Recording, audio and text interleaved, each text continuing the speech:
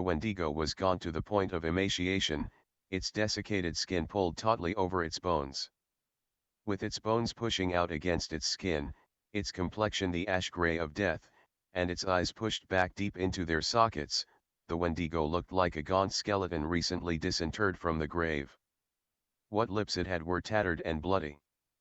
Its body was unclean and suffering from suppurations of the flesh, giving off a strange and eerie odor of decay and decomposition, of death and corruption. Basil Johnston, Ojibwe teacher and scholar, Ontario, Canada.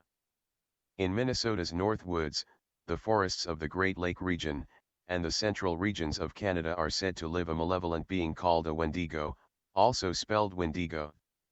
This creature may appear as a monster with some human characteristics or as a spirit who has possessed a human being and made them monstrous.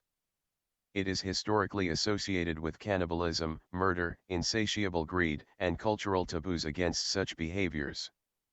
Known by several names, Wendigo, Witico, and Witigo, each roughly translates to the evil spirit that devours mankind.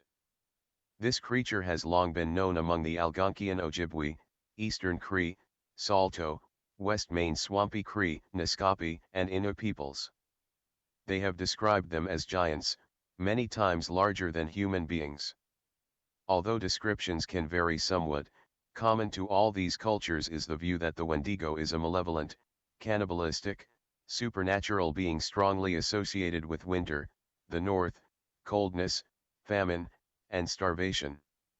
The Algonquian legend describes the creature as a giant with a heart of ice. Sometimes, it is thought to be entirely made of ice.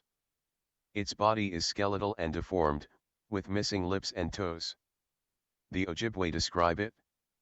It was a large creature, as tall as a tree, with a lipless mouth and jagged teeth.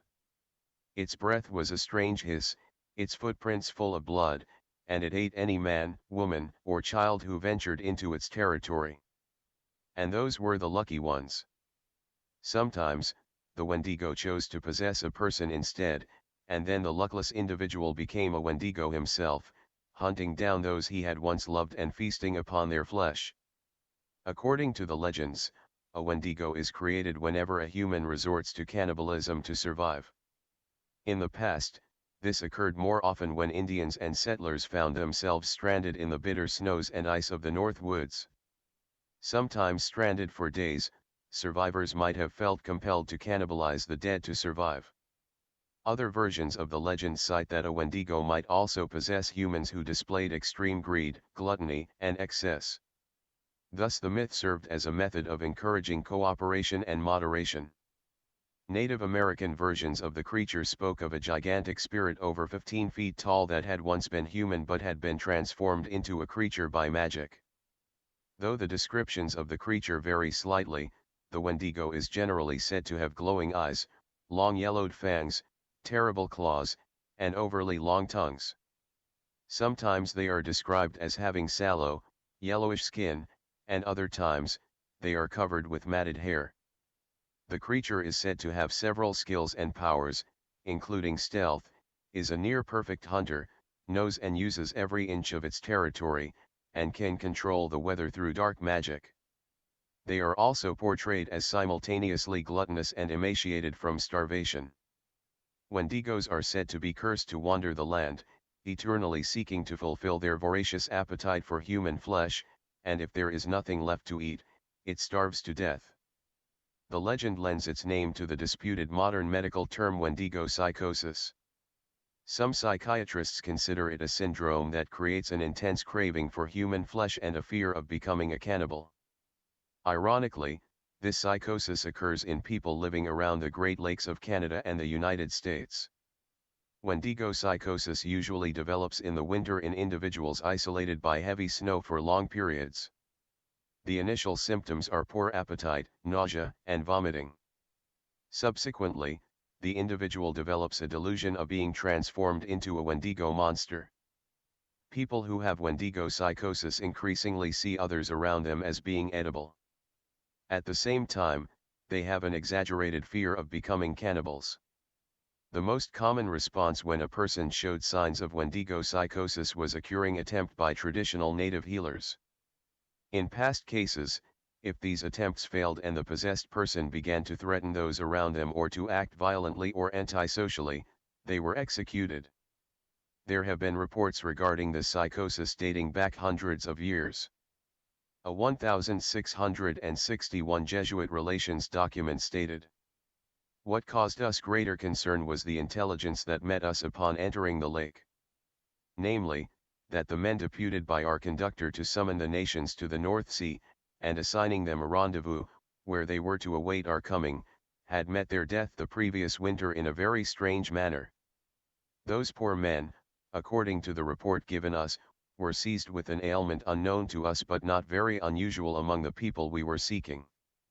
They are afflicted with neither lunacy, hypochondria, nor frenzy, but have a combination of all these species of disease, which affects their imaginations and causes them a more than canine hunger. This makes them so ravenous for human flesh that they pounce upon women, children, and even upon men, like veritable werewolves, and devour them voraciously, without being able to appease or glut their appetite, ever seeking fresh prey, and the more greedily, the more they eat. This ailment attacked our deputies, and, as death is the sole remedy among those simple people for checking such acts of murder, they were slain in order to stay the course of their madness." Another documented case occurred in 1878 when a Plains Cree trapper from Alberta named Swift Runner suffered one of the worst cases. Swift Runner was a trader with the Hudson's Bay Company who was married and the father of 6 children. In 1875, he served as a guide for the Northwest Mounted Police. During the winter of 1878-79, Swift Runner and his family were starving, along with numerous other Cree families. His eldest son was the first to die of starvation, and at some point, Swift Runner succumbed to Wendigo psychosis. Though emergency food supplies were available at Hudson's Bay Company post some 25 miles away, he did not attempt to travel there. Instead, he killed the remaining members of his family and consumed them. He eventually confessed and was executed by authorities at Fort Saskatchewan. A Wendigo allegedly made several appearances near Roseau in northern Minnesota from the late 1800s through the 1920s. Each time it was reported, an unexpected death followed, and finally, it was seen no more. Another well-known case involving Wendigo psychosis was that of Jack Fiddler, an Ojibwe Cree chief and medicine man known for his powers at defeating Wendigos. Fiddler claimed to have defeated 14 Wendigos during his lifetime. Some of these creatures were said to have been sent by enemy shamans, and others were members of his band who had been taken with the insatiable, incurable desire to eat human flesh. In the latter case, family members usually asked Fiddler to kill a very sick loved one before they turned Wendigo. Fiddler's brother, Peter Flett, was killed after turning Wendigo when the food ran out on a trading expedition. Hudson's Bay Company traders, the Cree, and missionaries knew the Wendigo legend, though they often explained it as mental illness or superstition. Regardless, several incidents of people turning Wendigo and eating human flesh are documented in the company's records. In 1907, the Canadian authorities arrested Fiddler and his brother Joseph for murder. Jack committed suicide, but Joseph was tried and sentenced to life in prison. He ultimately was granted a pardon but died 3 days later in jail before receiving the news of this pardon. Among the Assiniboine, the Cree, and the Ojibwe, a satirical ceremonial dance is sometimes performed during famine to reinforce the seriousness of the Wendigo taboo. The frequency of Wendigo psychosis cases decreased sharply in the 20th century as the Native Americans came into greater and greater contact with Western ideologies.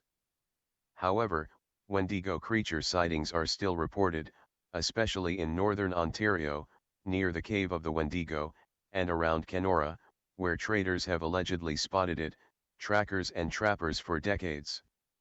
Many still believe that the Wendigo roams the woods and the prairies of northern Minnesota and Canada. Many have given Kenora, Ontario, Canada, the title of Wendigo capital of the world. Sightings of the creature in this area have continued well into the new millennium.